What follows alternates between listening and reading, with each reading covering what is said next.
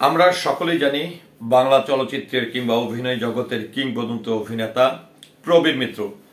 তিনি হিন্দু থেকে মুসলমান হয়েছিল, কিন্তু কি কারণে তিনি হিন্দু থেকে মুসলমান হয়েছিল বা তিনি যাকে বিয়ে করেছিলেন তার স্ত্রীর নাম হচ্ছে অজান্তা। তো তার স্ত্রী কোন ধর্মের ছিল সেটি নিয়েও আজকে আপনাদেরকে গুরুত্বপূর্ণ কিছু তথ্য আমি প্রদান করব এবং কয়টা সন্তান রেখে তিনি মারা গেছেন, এরই মধ্যে কিন্তু একজন সন্তান পৃথিবীর মায়া ত্যাগ করে চলে গেছেন।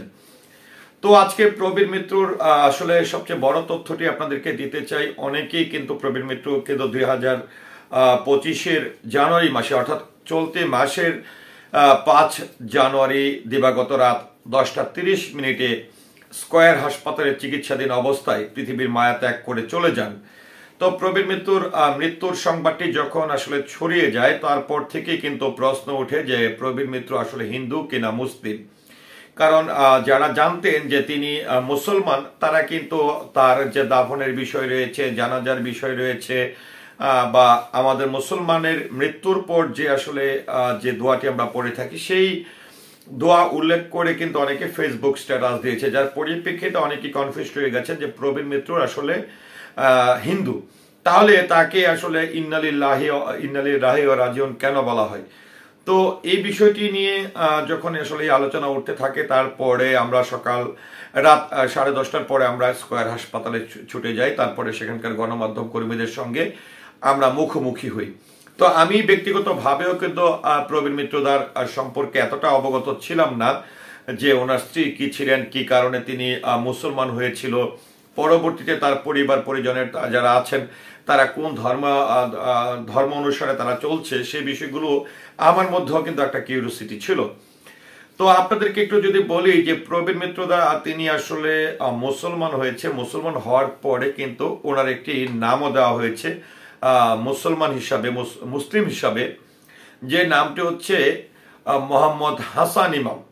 তো এখন আপনার প্রশ্ন থাকতে পারে যে উনি হিন্দু থাকা অবস্থায় তার নাম ছিল প্রবীর মিত্র, তিনি মুসলমান হয়েছে, তাহলে হাসান ইমাম নামটি আসলে কেন ফোকাসে আসেনি বা এটাই আসলে অনেকে কেন জানে না। এটার একটা কারণ হচ্ছে যে প্রবীর মিত্রদা তিনি যখন অভিনয় শুরু করেন এবং বেশ পরিচিতি লাভ করেন, জনপ্রিয়তা অর্জন করেন, তখন কিন্তু এই প্রবীর মিত্র নাম দিয়েই তিনি কিন্তু সারা দেশের চলচ্চিত্র প্রেমীদের কাছে, সারা দেশের সর্বসাধারণের কাছে তিনি এই নামেই পরিচিত ছিল।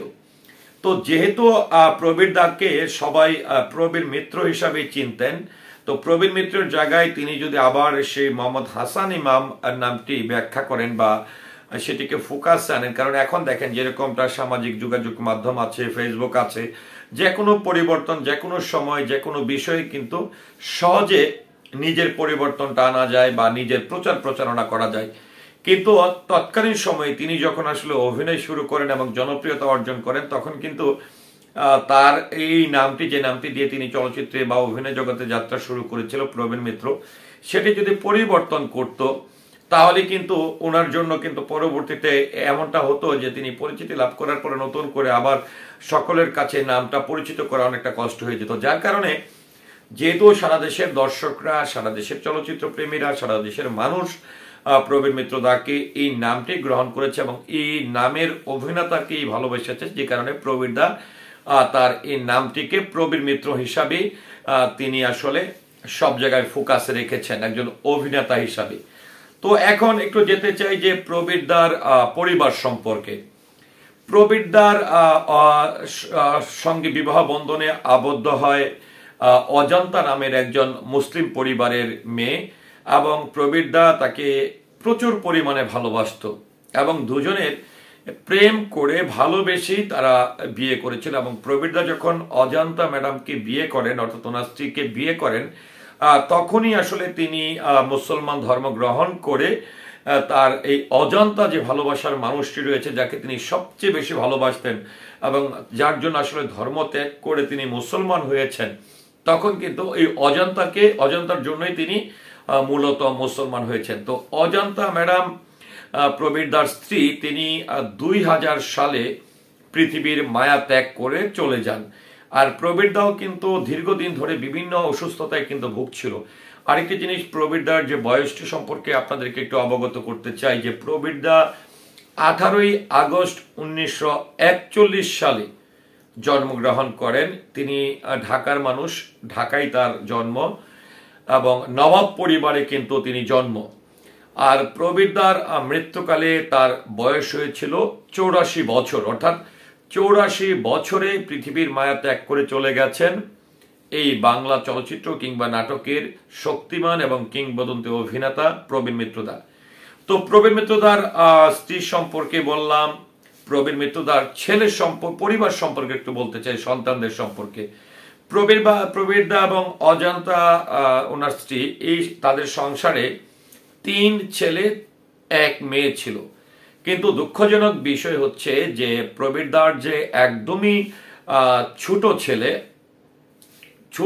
2012 সালে, অর্থাৎ ওনার প্রবীর দার স্ত্রী 2000 সালে পৃথিবীর মায়া ত্যাগ করে চলে গেছেন। কিন্তু প্রবীর দার যে একদমই ছোট ছেলে সে 2012 সালে পৃথিবীর মায়া ত্যাগ করে তিনি চলে যান।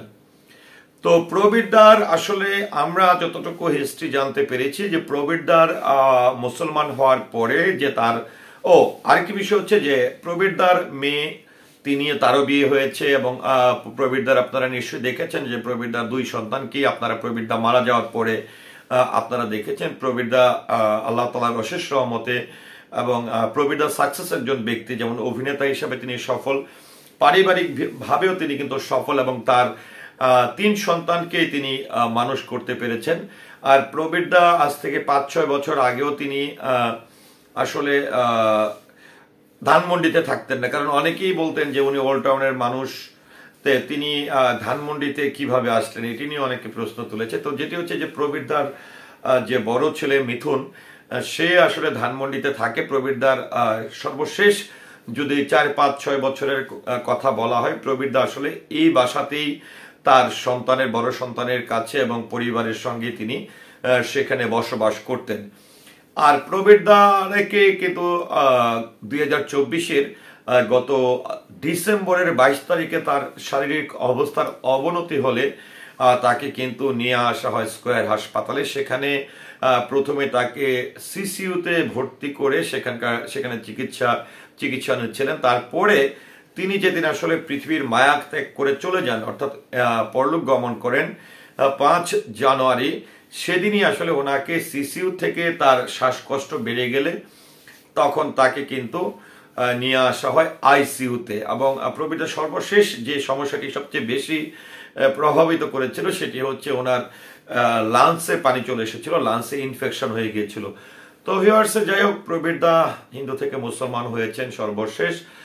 প্রবীর দা পৃথিবীর মায়া ত্যাগ করে চলে গেছেন এবং তার জীবনের শেষ যে কার্যটি সেটি আসলে মুসলিম ধর্ম মোতাবেকই কিন্তু সেটি সম্পূর্ণ হয়েছে। তো প্রবীর মিত্র দা সম্পর্কে, প্রবীর মিত্রর একজন অভিনেতা হিসাবে তার অভিনীত কোন চলচ্চিত্রটি আপনি দেখেছেন এবং তার সম্পর্কে আপনার মতামতকে আশা করছি কমেন্টের মাধ্যমে জানাবেন। সেই সাথে পুরো ভিডিওটির সঙ্গে থাকার জন্য সকলের প্রতি কৃতজ্ঞতা এবং ধন্যবাদ জ্ঞাপন করছি। আসসালামু আলাইকুম।